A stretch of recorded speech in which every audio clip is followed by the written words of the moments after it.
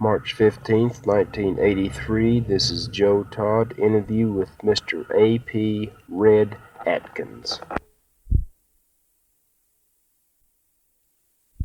Half a mile west is an old stone house. It's quite a landmark. Built by a man named Green years ago. And on the north side, close to the river, and about an eighth to a quarter of a mile north, there's a big old rock. It's not as big as it used to be. It's kind of weathered away, or people have knocked chunks off of it. I don't know. But it's out there all by itself. There's nothing like it in the vicinity. And the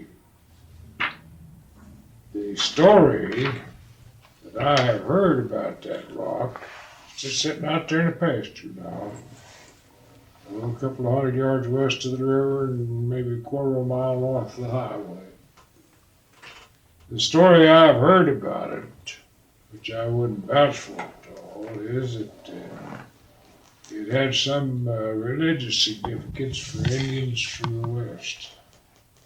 Periodically they came here and had some kind of a religious ceremony around that rock. What kind of rock is it? Red sandstone. I'd say sandstone, and I'm not a geologist. Well, it was night when I came through, so but when I go back, I'll take a look at it.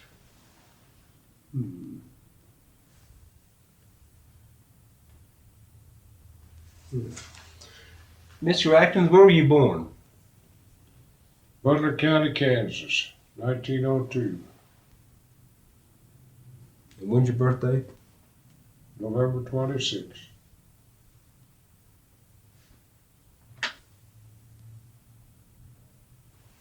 Who was your father? Well, his name was James Atkins.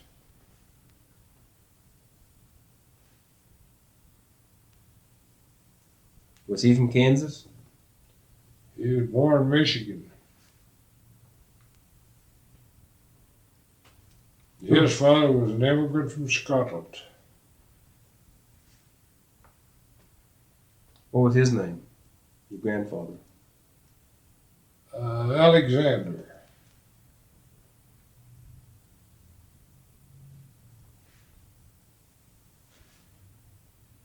Who was your mother? She was a Kentuckian. Her name was Poole, Eva Poole.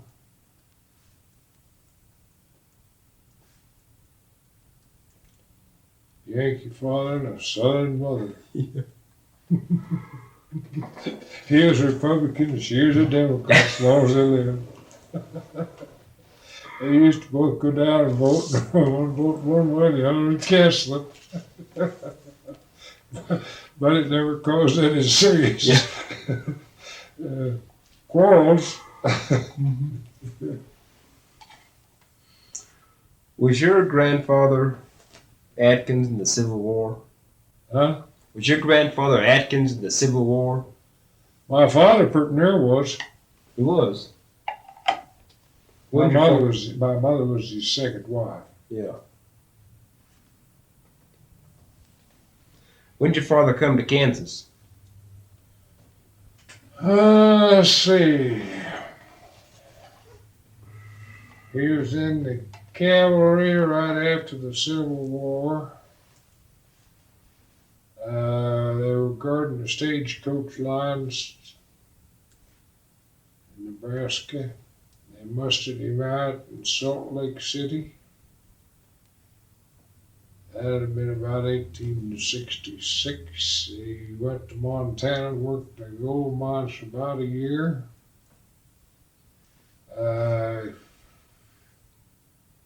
Came down the Missouri River in a flatboat to Omaha, worked on the Union Pacific Railroad. He came to Kansas, I believe, in 67 or 8. And there was no railroad south of Emporia. In fact, there was nothing south of Emporia. That's where he settled? Huh? That's where he settled, Emporia? Is that your father settled Emporia? No, he settled in Butler County. But I understand he walked from Emporia down, which is about 100 miles.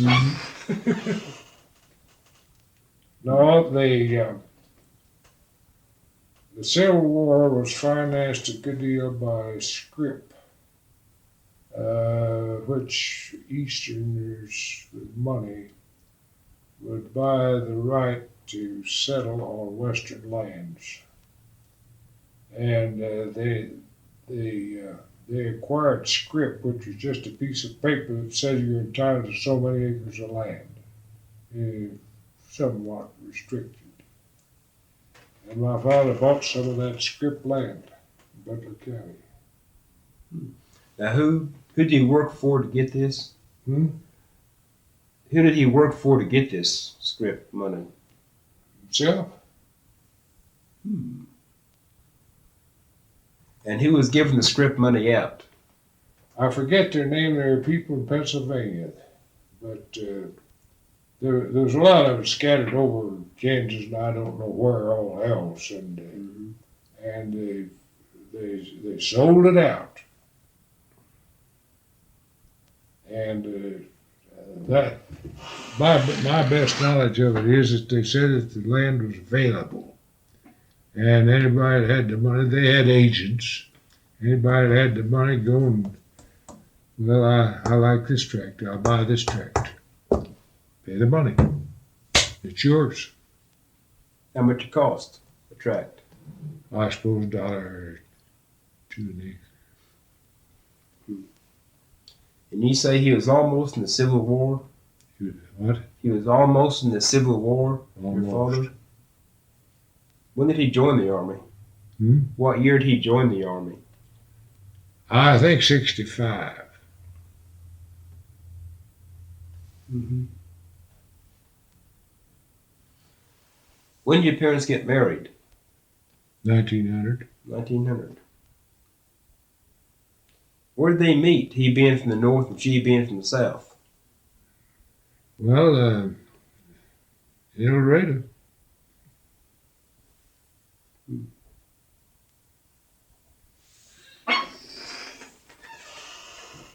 My mother's people owned a farm, and he owned a farm.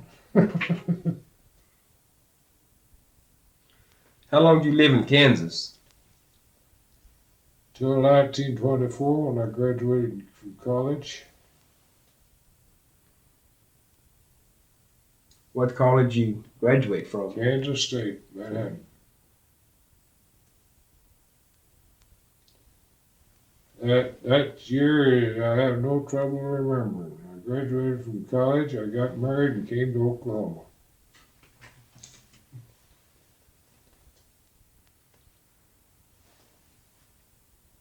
Was your father a farmer, basically? Yeah. How big was the farm you were raised on? Hmm? How big was the farm you were raised on?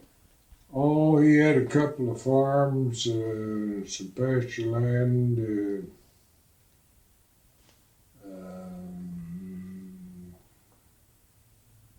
couple of sections. What kind of chores did you do on the farm as a child? Well, that was not wheat country. That was corn and alfalfa country.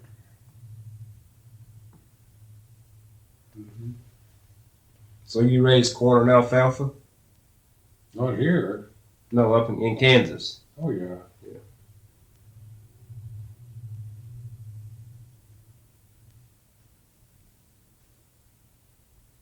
You raised cattle? Well, I didn't raise them, but he always handled them. He'd buy steers. Had some of that Flint Hill grass.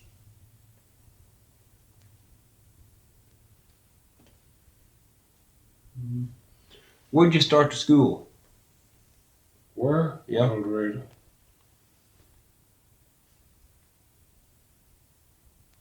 Graduated from El Dorado High School in 1920.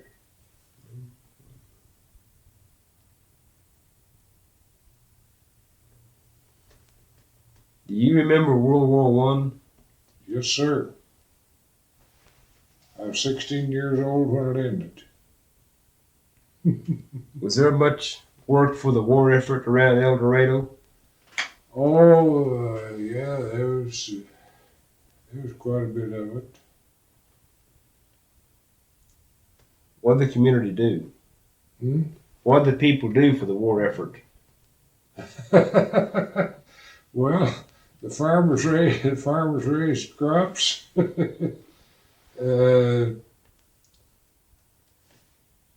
they, s- they sold war bonds. The people bought war bonds, and I believe sugar was rationed, stuff like that. Mm-hmm. That was an oil field at that time. It was. Yeah, Did you work in the oil field? no.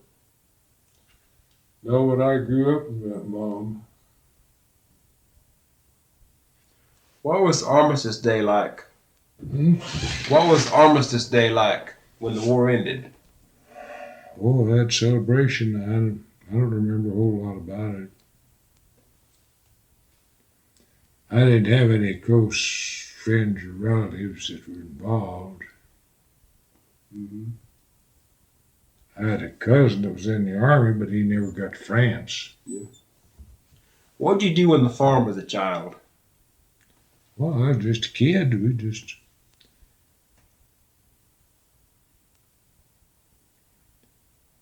ordinary, what you'd call ordinary farm work at that time. What? Plow? Hmm? Plow? Yeah, plow, mow, stack hay, look after cattle. Then you went to K-State in 1920? Yeah. Got out in 24. How come you came to Oklahoma? My father had some land out here that he'd bought Around Guyman? down here by Hardesty.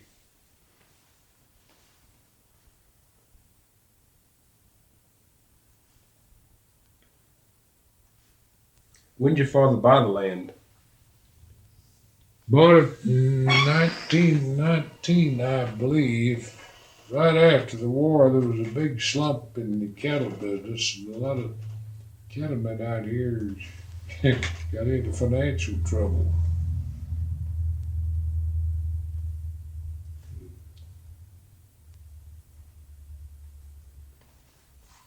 How much land was it? Oh, see, 6,000 acres.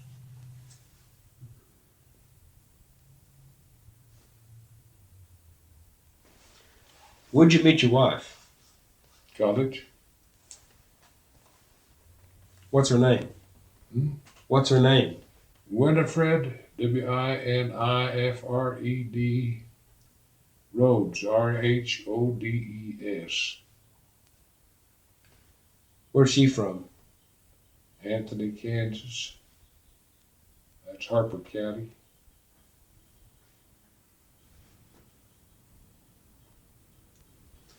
What'd she think about moving down here to the Panhandle?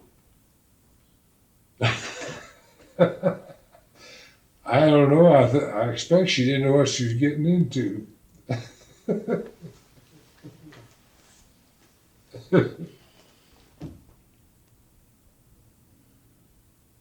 Had the land been proved up on? Oh, yeah.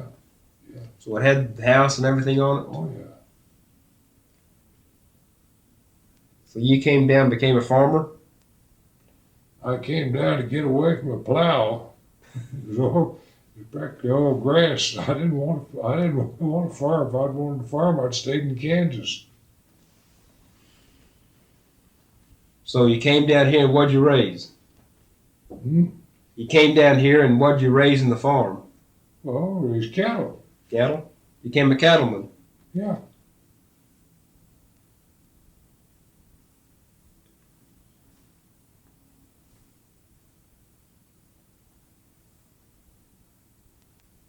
What kind of cattle? Herefords.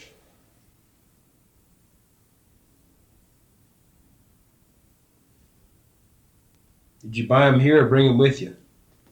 How many heads you have? Oh, I started with probably 50 head, and just buy a few and buy some more. What was the price of cattle back in 24? Well, they're beef cattle. Cattle haven't changed a whole lot, except the fads, For a while, these Herefords, the style was for compressed cattle, shorter, thicker, squattier, little old things that could hardly walk around over country and could darn near run the Hereford breed. What'd you pay for the cattle?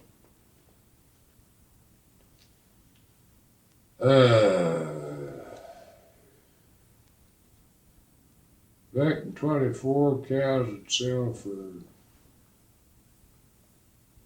$30, $40 a head.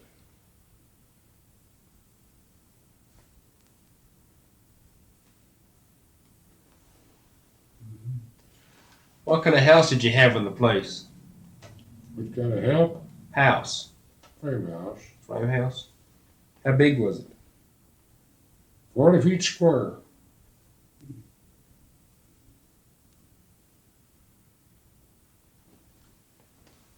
Was it modern? Partly. Partly. It was built in about 1904. I'm not exactly sure. No, it was more modern than a lot of houses because it did have running water, but there was no water heater. It was piped in from a water tank.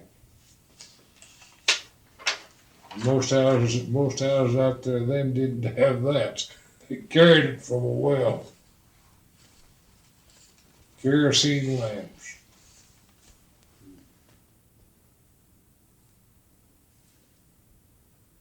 Stoves burned kerosene or coal or cow chips. What'd you burn? All of them.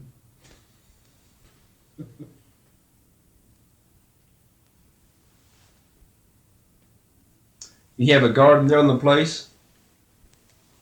Never was much of a gardener. Oh, we might have gardened a little, but not much. Mm-hmm. How did the Depression affect you? Well, like everybody else,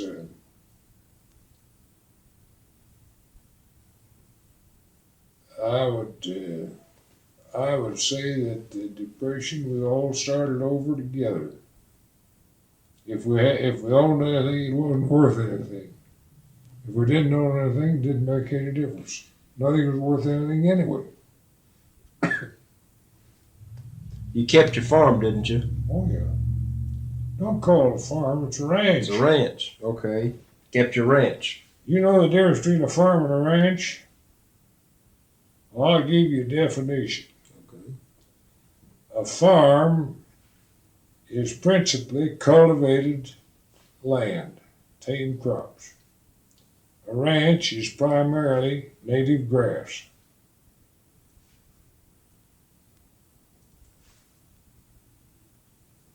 Good.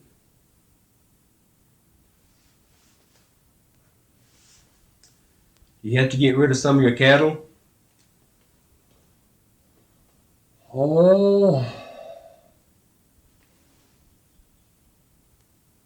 I wouldn't say we got rid of them. We just, no, more than anything else, we just had to go out and find wheat pasture, something to winter part of them on, to keep them, In other words, you couldn't raise enough grass in 1 year during those dry years to handle a herd of cattle. So you'd have to go somewhere else in the wintertime with part of them at least. The government started a program where they had so many head of cattle killed. I never went into that.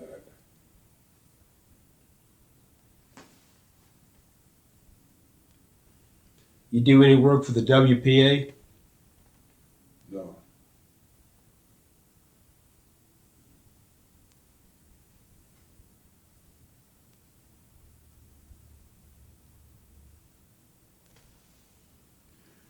How bad were the dust storms around Hardesty? That house that we lived in had 2 big rooms, a big central doorway. That was the middle of the house. And there was a bay window on the west and a bay window on the east. One Sunday I stood in that doorway and I couldn't tell where the windows were. It was that black. Midnight was never any blacker. How long would a dust storm last?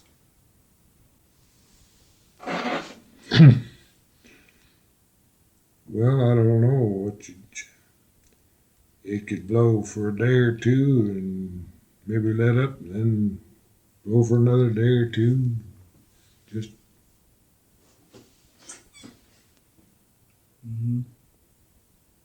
when did one storm quit and another one start? That's hard to define. When did the drought finally break?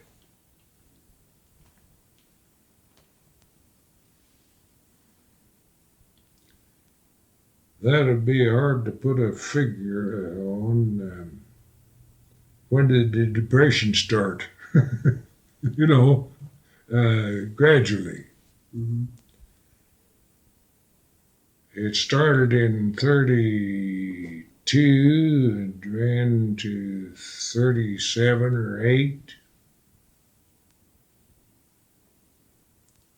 So by the 40s, it's pretty well over. We were recovering.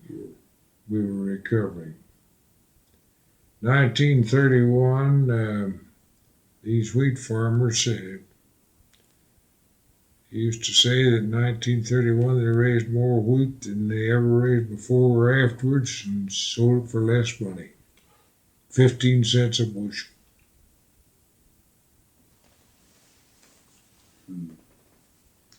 What were you doing when the Japanese bombed Pearl Harbor? Nothing. It didn't affect us. It was just something that happened over.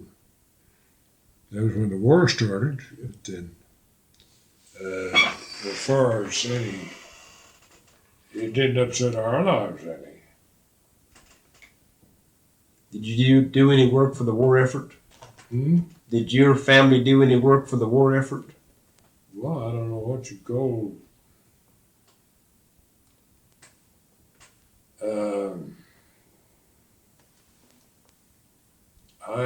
I was married with 2 children. They never called me in the draft.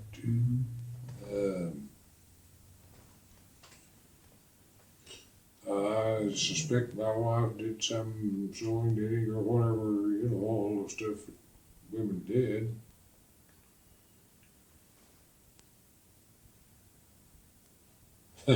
We just got along with gasoline coupons and grocery coupons and tire coupons.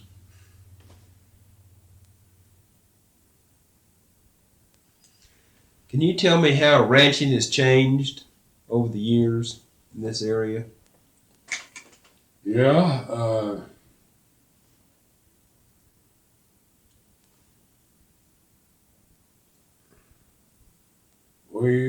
I used to raise alfalfa, and we cut it and stack it with horses. I don't even raise alfalfa anymore.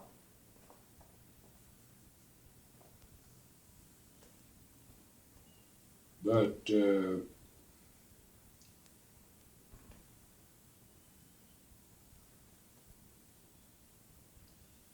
we I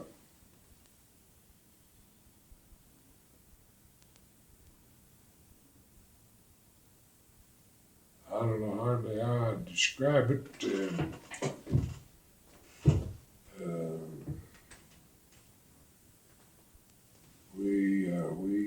We use less horses, even saddle horses.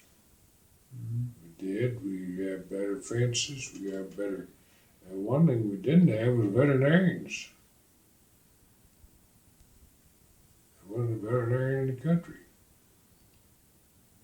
Down here, now we have veterinarians. We used to ship cattle to Kansas City on the railroad. The railroads don't even haul cattle anymore. Most cattle are sold at local sales. One here, one in Texoma, one big one in Amarillo. Cattle are mostly marketed locally.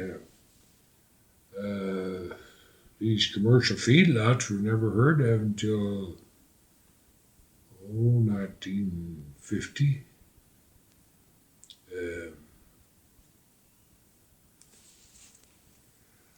I'd say our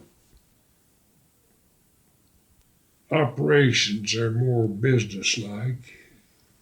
I haven't got the place where I have any use for a computer, but then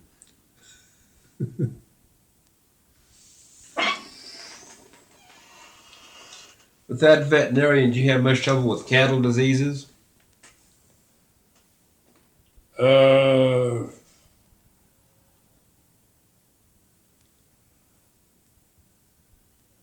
used to. Blackleg was the old disease that used to plague cattle, but we had vaccine against it as far back as I had anything to do with cattle. Most of the diseases that we have now, there's bangs, which is abortion. That's pretty well under control. Most of the diseases we have now are respiratory diseases because cattle you sell calves that are choused around and shipped here, there, trucked.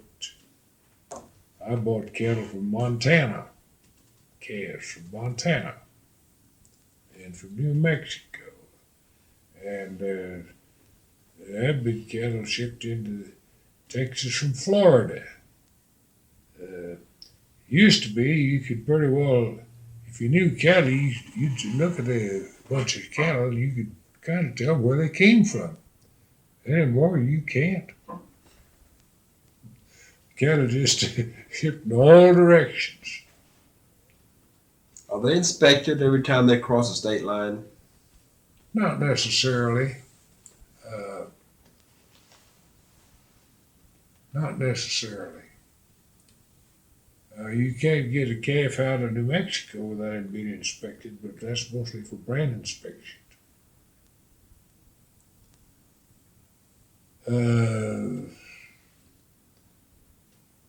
They are, there are restrictions now on shipping cattle interstate, mostly on bangs. Vaccination testing, but that's for female cattle, breeding cattle. And there aren't very many breeding cattle shipped except purebreds.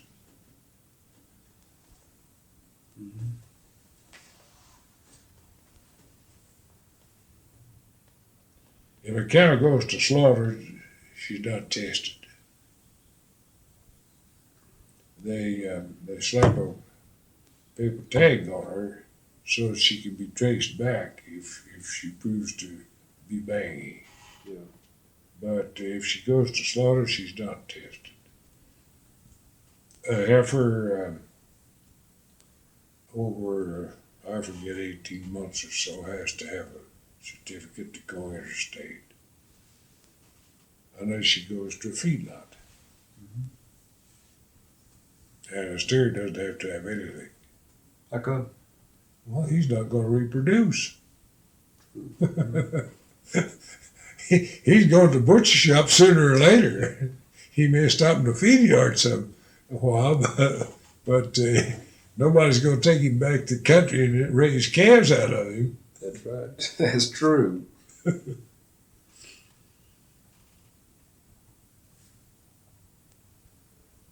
How big are the feedlots around here? Well, there's one out here at the edge of Guyver with 25,000 head capacity. There's one up at Hooker, I think 40,000 head capacity. And they run all sizes.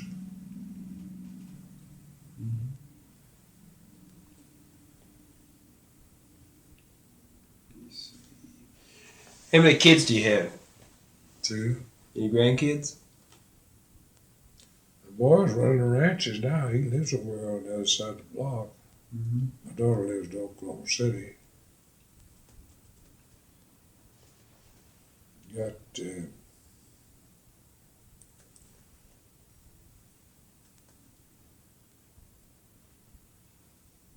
6 great grandchildren.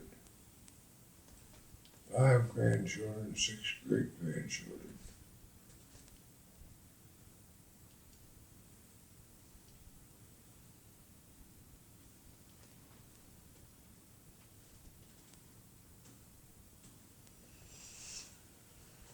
Oh, let me see.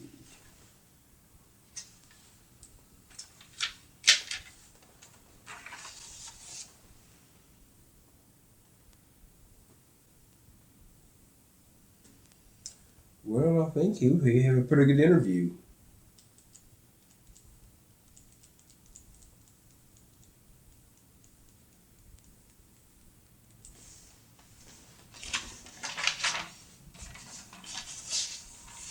Let me see.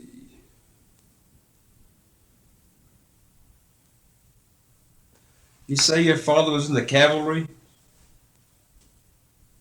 And he was guarding Stagecoach routes through the Indian country. in Nebraska? I think so. I know it was north there somewhere, and anyhow, he discharged at Salt Lake City. Did your father ever say how come he joined the cavalry?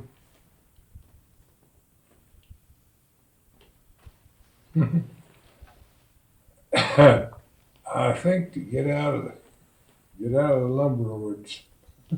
Out of That was Michigan? timber country up there in Michigan.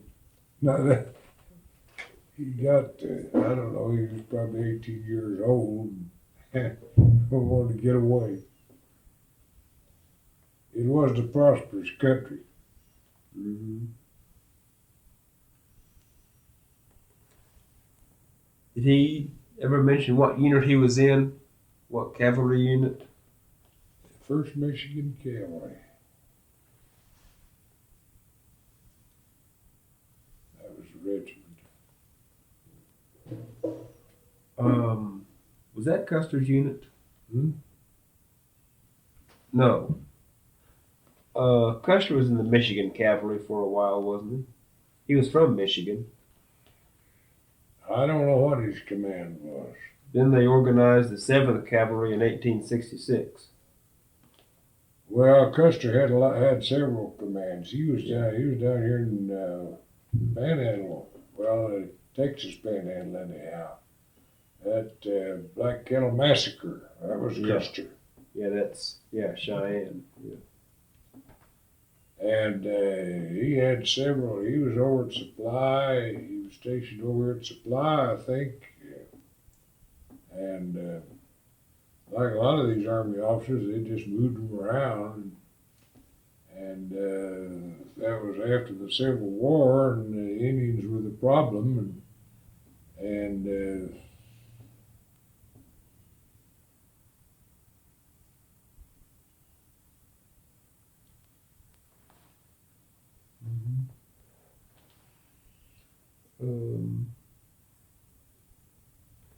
How big was El Dorado when you were a child? Well, it was about 3,000 people before the oil boom hit, and there's about 12,000 people in a little while Where'd they all live? in town. They just built more houses. How long did the oil boom last? Well, they're still pumping oil up there. It's not a boom anymore, but they, 1914 or 15 was when they first struck oil in there. And, of course, World War I was a big demand for oil. When they first started, they wanted gas. But you remember, that was just the automobile coming of age. Until the automobile began to get to be prolific, they wanted natural gas to heat. And about all oil was good for was kerosene and axle grease.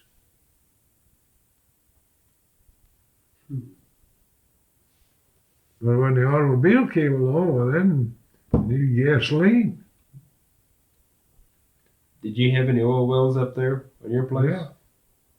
How deep is that formation? They had two formations. There was one about 600 to 800 feet, and another about 2,500 feet. Yeah.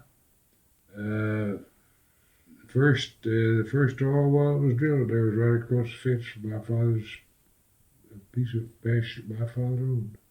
How deep is it?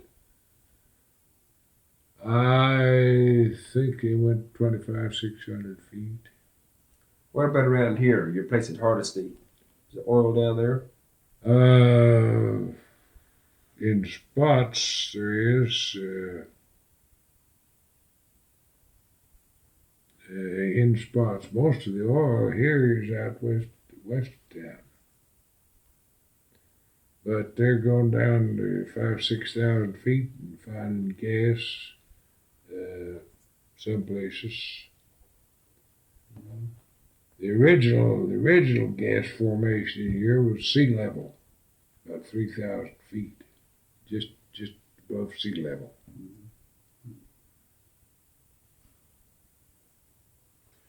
Did you know Boss Neff? Yeah. What was Not he? well, but I knew him. What was he like?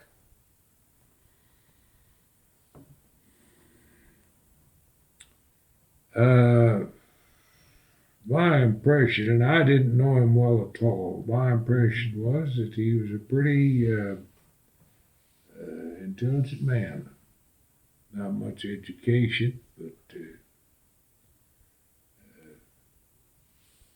his record indicates he was a good businessman.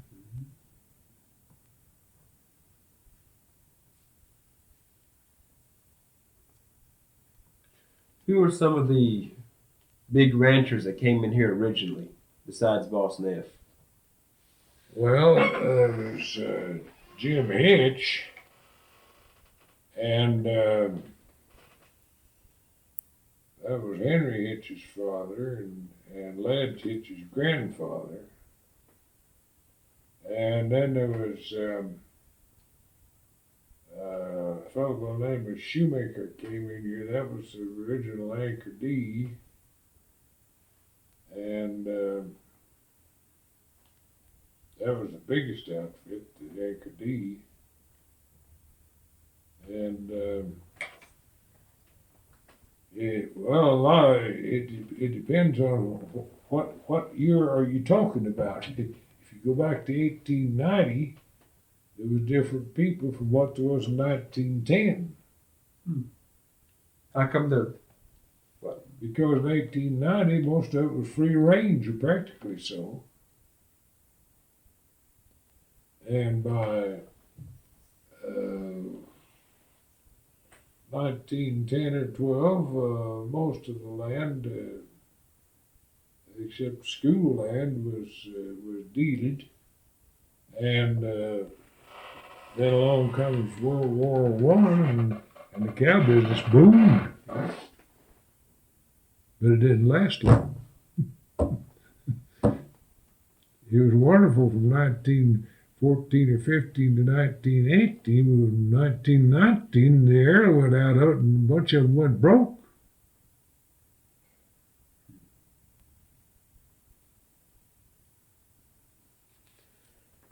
When did the neffs and the hitches come in? Was that the 1910 era or the 1890s? Oh, about 1880, 90, long in there. So they came in when it was free range. Yeah. Did they have to get permission to come into no man's land, or was it just open up for grabs? It was, well, you couldn't get title to it. Just squatters until Oklahoma became a state, and that was 1907. There were several trials made to get legal status, but it didn't happen until the Oklahoma became a state. At least that's my impression. Yeah, they have trouble getting title to their land. Well, there was nobody to get title from. It would just belong to the United States government. It wasn't part of any state. So what state had they got title to the land then? Well, when Oklahoma became a state, then you could homestead. And, of course, the bulk of it was homesteaded. The school, what was left was turned over to school land, and that was mostly the land that nobody else wanted.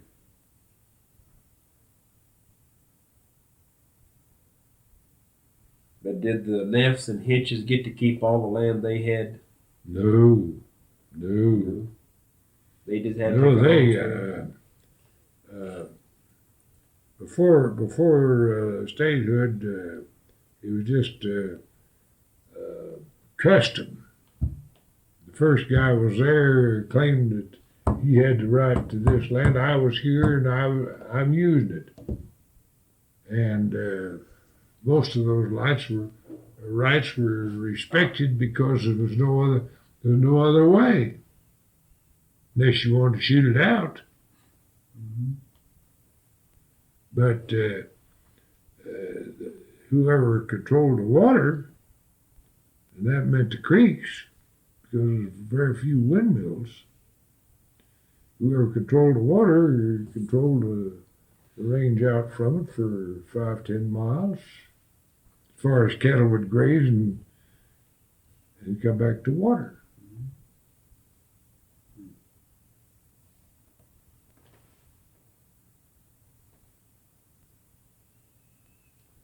How's the water table doing here? These irrigators are going to drain it. They're draining it. How much is it dropping each year? Well, that'd all depend on where you're talking about. Some places it's thicker than others. Some places more irrigation is drawing more water out than others. But I'd say the area that I'm familiar with in the last 5-10 years dropped 20 feet. That's a big drop. Are there any plans to try to restore it? Well, I don't know whether these farmers are going to run out of money first or run out of water first. They may run out of both of them about the same time. Mm-hmm. But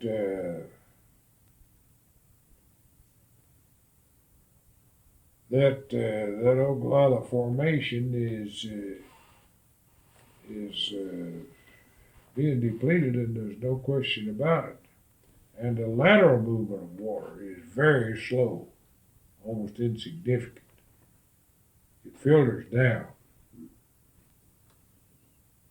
Now, does it run off or does it stay there and soak in? That all depends.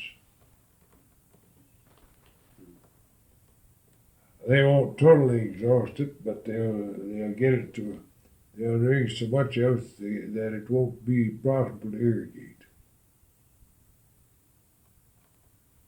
Depending on how, in one area where the table is not so thick, there's a bunch of, everybody's irrigating all around.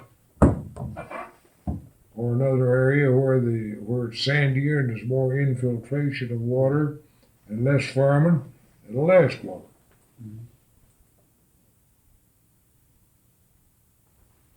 We've got a ranch down here on the Beaver, on the river, and it's pretty sandy, and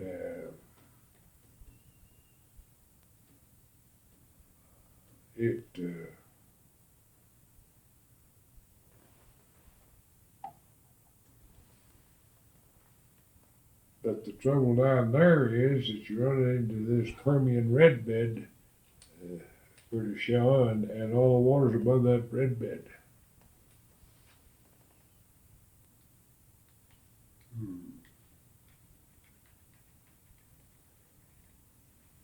In other words, it's an impervious formation down there, and there it's pretty shallow.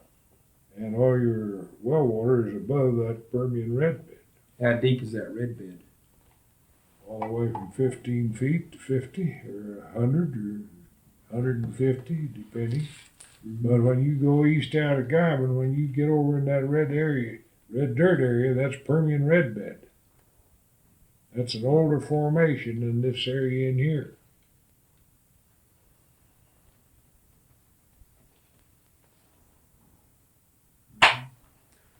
Well, I think that's pretty good. Anything else you want to say? Anything else you want to say? Yeah. I'll say one more thing. When you write it up, there'll be mistakes. No, I don't think so. Yes, there will. Yes, there will. Nobody ever took notes like you're doing and then went home and wrote it up later without getting some twisted. And the thing is, I don't write it up though. We keep the tape. Well, Okay. Thank you. And maybe I didn't tell it straight either.